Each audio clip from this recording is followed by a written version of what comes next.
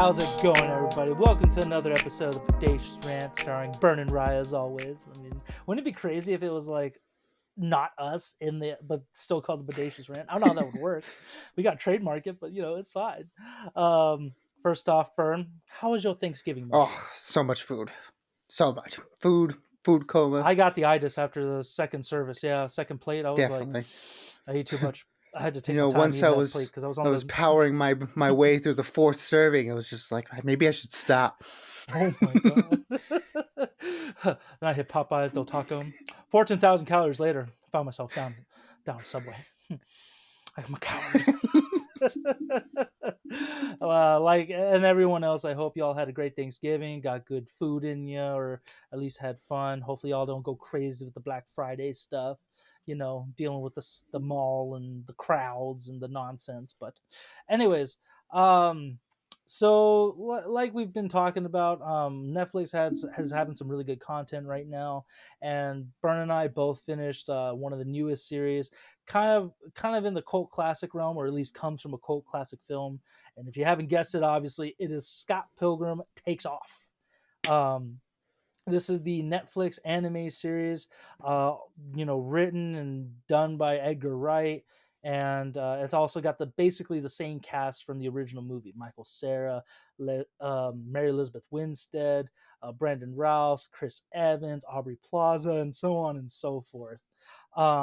This is also going to be a spoiler review, not too crazy because I do want you guys to watch it. I'm not going to spoil everything, but we are going to be talking about a couple spoilers and stuff like that. So before we get started, do not forget to give us a like, ring the bell, and of course subscribe. We do appreciate it and appreciate all of you, and especially as we go into the holiday season and all that good stuff. Um, so yeah, essentially, basically the way it was kind of advertised is that this is the anime version of Scott Pilgrim versus the World from 2011, 2010, or was it right, Burn? I Yeah, think yeah, one of 2010. one of those years. 2010. Okay, cool. And he meets Ramona Flowers, this new girl, edgy girl in Toronto, Canada.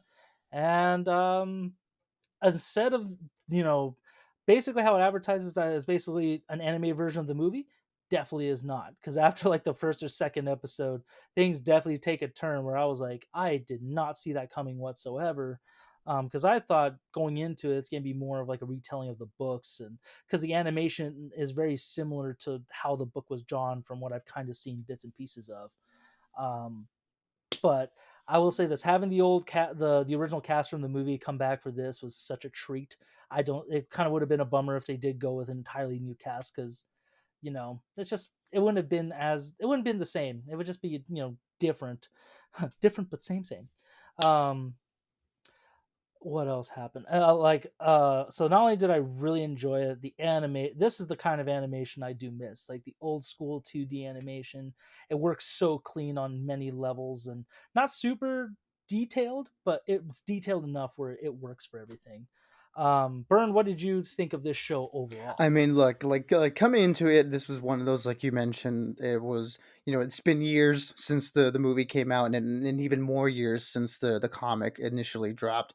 And, hearing that they're going to make an animated version of what we thought at the time was going to be just like a straight adaptation of either the movies or the comics, it was one of those things where I was a little bit apprehensive. Where on the one hand, it's like, okay, this is cool, like we get the whole band back together. Edgar Wright, as you mentioned, being executive producer, bring everyone back. Brian Lee O'Malley, the original writer for the Scott Pilgrim series, was scripting these episodes. So it's like, okay, we have the original creator, we have the guy who made the movie adaptation that everyone loved, everyone that saw it at least, and we have the whole cast back together. So it's like we're gonna give it another go, and that's what a lot of the marketing seemed like. So on the one hand, I was like, okay, this seems very cool, but at the same time, I was like, okay, but we've already seen this story before. I mean, I get, it's going to be in an animated form, but I could just watch the movie. I was just like, I mean, we've already gotten that version of it, and that was really good. I really enjoyed that.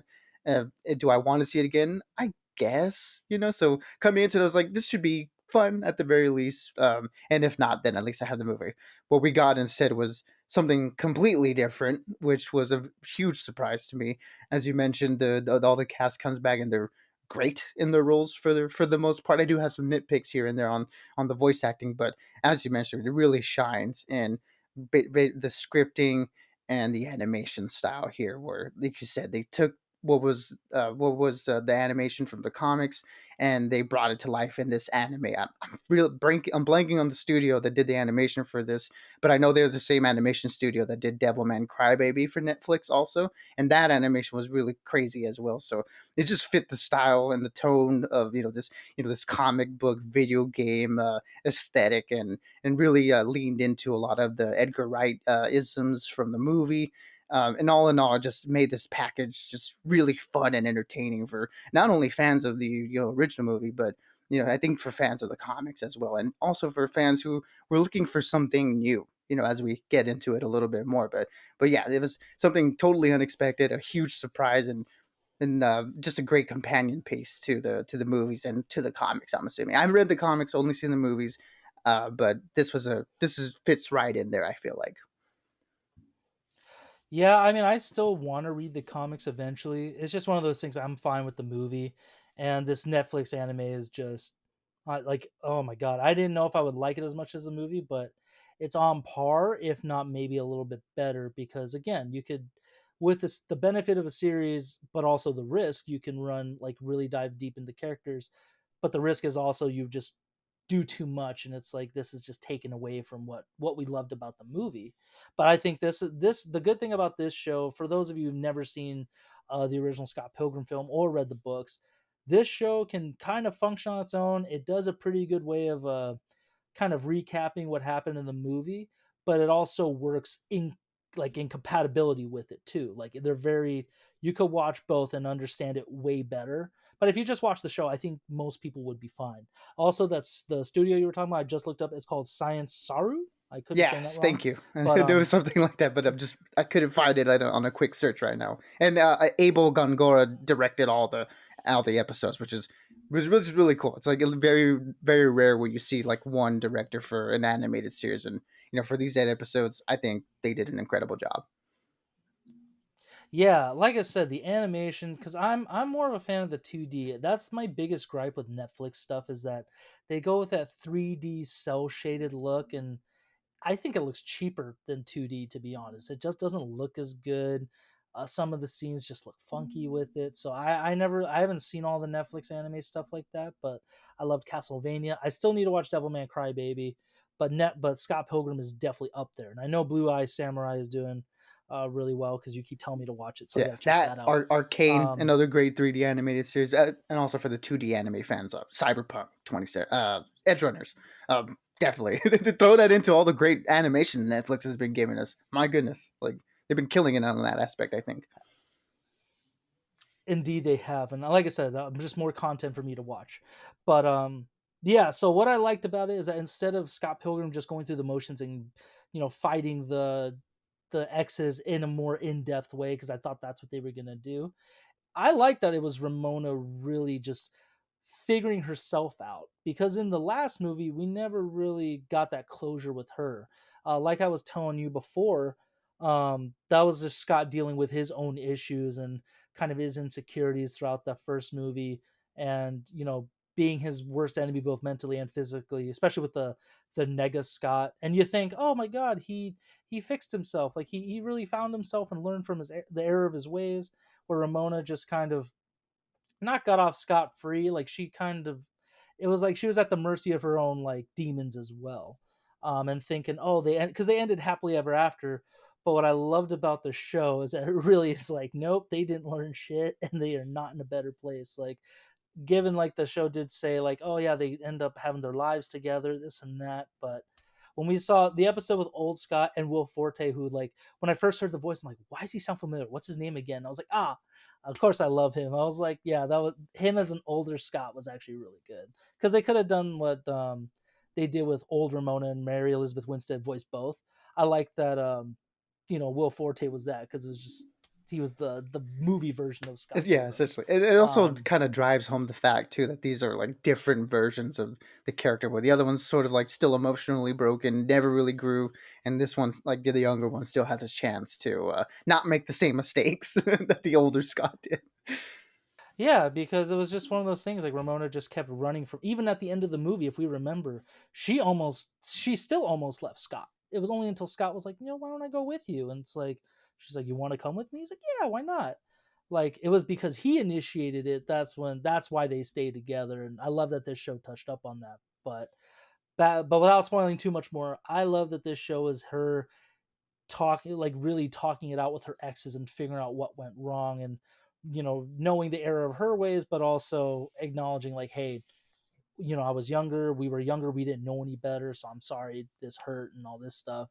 And I'm glad there was a lot of, like, kind of closure, yet kind of made some friends out of him after, when the Lucas Lee part happened, after she made friends with him. Like, is she gonna be best friends with all the exes? Because that's very unrealistic, and I don't approve of that whatsoever. There's a reason why they're your exes, but the way they did it in the show, I think, was very organic and very, it was one of those things. You become an adult at a certain point, even though they're all still super young for the most part.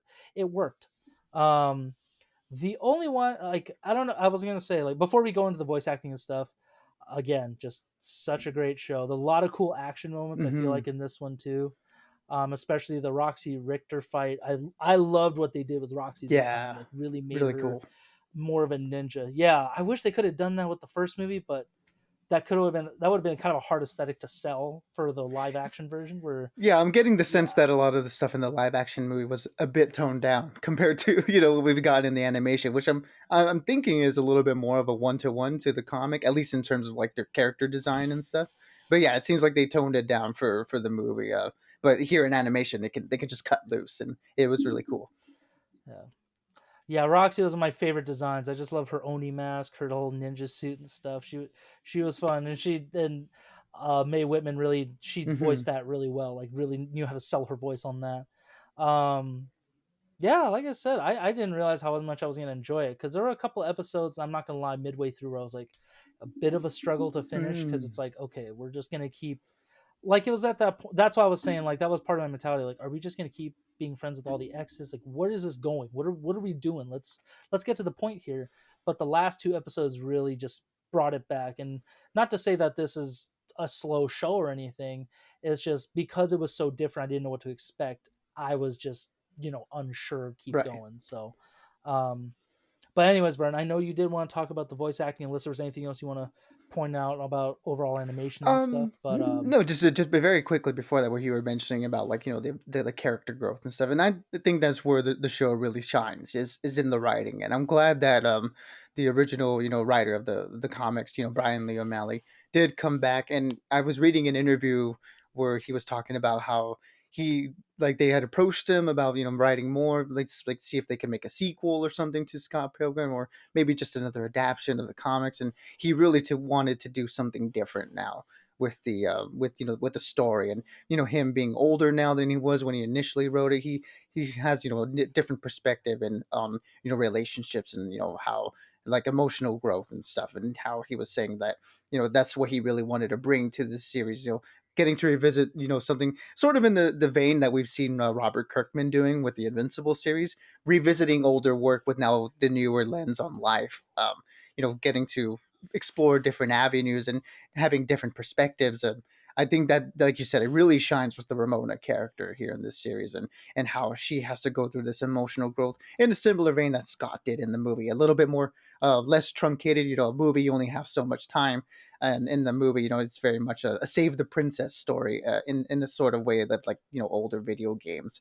And obviously Scott gets the limelight in there, and we get to see his change, and we didn't really get to see hers. And throughout these 8 episodes, we really get to spend a lot of time with her character and see her go through that growth. And yeah, I really did enjoy just the emotional intelligence of the show and the emotional growth. It seems like the show has a lot to say about relationships and how we fail or succeed in them. And I think that what it had to say at the end of the day was really poignant on that. So I did really enjoy that, how they explored that through the Ramona character here. But yeah, the voice acting. So, oh, sorry, did you want to say something on that? just one more thing, Burn. I 100% agree with you on the whole revisiting with a new lens, because, and especially with the Invincible part. But another thing, I just, with the animation overall, I like that it maintained a lot of the old aspects I loved about the first movie, Hmm. with some of the Like, there's the P bar, there's all this other stuff. But I like that she actually did change her hair constantly throughout this show, like she talked about in the movie, because they only saw it change 3 times. Where this one, it was like four, like 5 or 6. So, and it was the same animation over again, Hmm. just different colors, very much like a video game vibe. So again, they, with the revisiting and stuff like that, they managed to improve upon it. And yeah, but let's move on to the voice acting. Burn, what were your goods, your positives, your pros, your cons, all Yeah, that I good mean, stuff? so obviously we have a bunch of live action actors doing the voices and stuff, and I think for the most part, a lot of them do translate well. For in particular, the big standouts to me were Chris Evans as Lucas Lee. I thought he did not miss a beat, fit right back into the character. Did such a great job there. He He's was so good. great. Like that was almost like no transition needed. He was that character Hmm. through and through. And Chris Evans, he's just a gem, even as Lucas Lee. Where I like both versions equally, but the movie one had a little bit more humor to it. So she's like, I use my stunt guys for the wide shots, or when I want to get blazed in my Winnie. Such a stupid line, but it's so great. Like he needs to keep doing more stuff. That's all. But But yeah, keep like going, he Bert. he was great. I thought Kieran Culkin as Wallace. I thought his voice acting was fantastic as well. I know you mentioned earlier that you have issues with his portrayal in this series, like just how his characterization is, how he's a little bit more aloof and a little bit more of a sass. But the voice He's acting just I thought yeah, was he was great. just almost yeah, voice acting great. I have no issues with him on that. It was just he was just a way more just detached, like borderline asshole in the show. Where in the movie, at least he was kind of the same way. He kept pushing him like, "Hey, I need you out of here. Like this is my apartment now."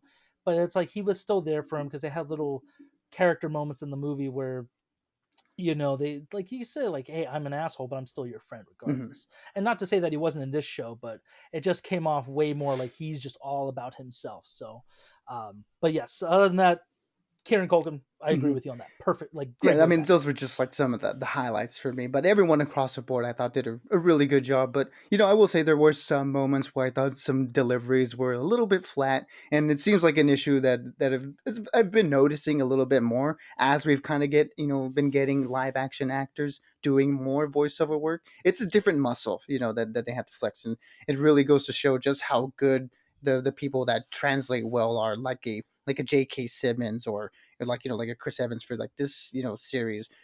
How seamless it is for them to like from jump to one meeting to another. It's not the same for everyone. It's a little bit tough, and there were some moments throughout this series. I've been noticing in this one, and a little bit in Invincible as well. But just I guess kind of like in animation in general lately, since they've been using more actors, not voiceover actors. But where sometimes they could use maybe a different take, or maybe just tried some takes a little bit more. Or sometimes I'm like, oh, I didn't really feel the emotion in the emotion in that one line, or I wish they would have played it different here instead of this. But yeah, other than that, I thought they were across the board really good. Just a few times in the series where I was like, maybe should have used another one. The only two people I could really, I don't. I mean, I'm not trying to sound sexist or anything. I feel like the main issues I had with some of the voice acting was Brie Larson's Envy. I felt like a lot of her lines, given that Envy wasn't like super emotional in the movie or anything like Hmm, that, I just didn't feel some of the coldness in her lines. It just felt like she was just reading the script. fair. Aubrey Plaza, she was kind of hit and miss in some episodes too. Like if she was angry, I couldn't really feel that as much. Like the animation sold it more than her Hmm. voice. And then Mary Elizabeth Winstead, I feel like I wish there were only a couple moments and more like kind of near the end, but also when like the dialogue throughout just talking to the other characters, I felt like it could have been improved upon a little. Maybe it was a little too flat for me. Other than that, they're all great. They're awesome, live action, and I still liked them in this show. There were just a couple like little deliveries and stuff I felt like, maybe, yeah, like you said, they definitely could have gone with they could have Like done a another couple more take. Yeah. takes or tried it a different way. Yeah, maybe just like try one super emotional, try one super flat, find a medium. So Hmm. other than that, they all did a good job. I That's why I like this show, is that the original cast was back to do it, and overall they did a great job. It still was a great show, very very believable for the Yeah, most part. like for me, it was like a lot of the times it was like Steven, the bandmate, the lead vocals of him and Todd, Brandon Routh as Todd. There were just again, they're very minor moments, like where it's like hearing like very sporadic. I'm not saying that it was consistent across the board, where like a lot of the time they were like not as great. It was just like moments here and there where it was just like that didn't quite work, but we move on so quickly that it's hard to really like harp on it. But I just feel like it's worth pointing it out, just so maybe that way we get when we get these voice actors, these actors as voice actors, they can spend a little bit more time, coaching them through it. That does fall on the voice directors on that aspect. Actually, you know who was a really good standout for this one, voice acting wise? The guy who played Matthew Patel. Mm, I thought he was great. And like Chris Evans, another one where it was just like perfect transition from the movie. So I really liked yeah, him May on Whitman that. as And Roxy as you well. know, She had a lot of fun with yeah, that character. May Whitman killed it, and I'm glad she had a little more wiggle room to do more on the character. Because in the movie, like it was kind of an unexplored Yeah, character, and they kind of played on the whole. Not really. They just because LGBTQ stuff wasn't as represented in it. It was more of a joke than an actual yeah, character, that's fair. and they kind of downplayed the because essentially it's like yeah, Ramona just treated her like a phase, and it's like it's kind of fucked up to think of someone that way. Hmm. Even Mae Whitman's like just a phase. Like it's like yeah, that's that's one way to talk about a person like that. But this one, I'm glad again they just had more fun with it. I forgot the chick's name that plays the drummer, and I forget her name out on the top of my head, but she was also really good. Everyone was Hmm. great. But the best standouts for me were yeah, Chris Evans, the guy who played Matthew Patel. Let me look up his name real quick. Hold Hmm. on, Knives as well. I, because I it's did I gonna did really bother me like if I. Knives. She had a lot more Yeah, to do in Ellen this. Ellen Yeah, Wong she had a killed lot more it. to do in this series, and I was very happy for it because Knives deserves better. Way way better character growth too. Like definitely almost the most mature. Kind of like the last movie. She was definitely like kind of an emotional wreck, but it's also like Scott did treat her like a Hmm. rebound, so I get that. But this time she was way more mature, and I loved it. Ellen Wong, great. I kind of wish I saw her in more Hmm. stuff. Satya Baba, who played Matthew Patel, Yeah, awesome, really good. awesome person. And again, before we like kind of finish up our thoughts and stuff, what I love not only with the animation is that we got to see more of these powers Oh yeah. explored, like like Todd with the transportation, Matthew Patel's demon hipster chicks, Gideon. We didn't really see too much of this time around, but it's not like he had a crazy power set, Right. anyways. Same with the twins. Lucas Lee with just the skateboard, Loved his fight hilarious no with matter the what part he was paparazzi. doing. So good. Yeah, so good. Other than that, yeah, it was great. But I think the best episode was the last one for Hmm. me, which I was going to ask you next. What was yours? Because Scott going kind of Akuma, all like Super Saiyan, like villain in this last part, and everyone just kind of putting their powers together to stop him. And Ramona's like super like god form, just great stuff. I love what the show did with everything. Like, but what was your favorite Yeah, no, episode I for mean you? it has to be the last two episodes, really really great stuff, and yeah, everything with the Scott Pilgrim versus the world, different like take on that, where it's like all the characters that we've seen through the series versus this like older, more jaded Scott was really fun, and the animation really got to pop off in that last episode. Yeah, I mean, as much as expressive as it was throughout the series, it seems like they really cut loose in the last one, so it was just a visual spectacle to watch, and just that paired with the emotional build up to it and how the character growth throughout the season led to it, made it a very satisfying finale. Yeah, before I get my ranting, I also want to say one of the funniest parts is just Todd embracing the non-veganism and what happens with the aftermath of that one. Because the movie was great too, just vegan Oh, police. that's a big negative on this series. No vegan police. How dare they? Yeah, I was kind of bummed, but I guess they kind of substituted with how much more he could do as a vegan. Where in the movie he was just like Super Saiyan looking, telekinesis, all that stuff. No bass battle, unfortunately, but Ramona I don't think could play the guitar, so that's fair. I wish I got to see more of Ramona's hammer though. We Oh kind of yeah, did, but true. I wanted to see her do more because that moment in the movie where her and Roxy fight it out in the hammer, I was like, that is Really cool. badass, especially in anime. But um, having said all that, what I'm gonna give this show a hard 5 out of 5. Such a great and fun show. Really great character exploration and just character growth, and it works perfectly with the movie or without it. So yeah, five Yeah, out of I'm five. gonna give this one a 4 out of 5. Definitely fantastic series, really good. One of the best animated shows of the year, easily. Yeah, but there's just the little bit the voice acting, little inconsistencies kind of hold it back for me. But other than that, just the show is fantastic, and it's something that I wanted but didn't know I wanted. I knew I didn't want a straight up adaptation of either the movie or the comic books, or maybe the comic books, but things we hadn't seen yet in that were covered in the movie. That would have been cool. But getting this was a huge surprise and something that I'm really glad that we got. So hats off to all the creative team involved because they gave me something really cool that you mentioned in the beginning works as a great companion piece to the movie and the comic books. Again, you bastard, but that's fine. I respect your ranting rating on that. It's right there. It's For right there. It's those, like just almost a 5 out of 5. I'm probably by the end of the year yeah. when we could do our end of the year list, I might be like, hey, it's a 5. I was wrong. Either way, no, you're not wrong. I was looking forward to this when I heard about it because I grew to love Scott Pilgrim and the animation again, the 2D animation, the exploration of all the characters and stuff, just spot on. I could forgive all the voice acting and some of the other tropes and stuff in it, and that's Mhm. fine. But for those of you, if you guys did watch this show yet, or if you're in the middle of watching it, what did you think of it? Are you loving it like we are? Did you think it didn't need to happen? Please comment in the section so we keep that conversation going. Until next time, everyone. Just appreciate you all. Stay bodacious and keep on renting, please. Absolutely, everybody. Be good, be safe, and as always, we'll catch y'all on the next one.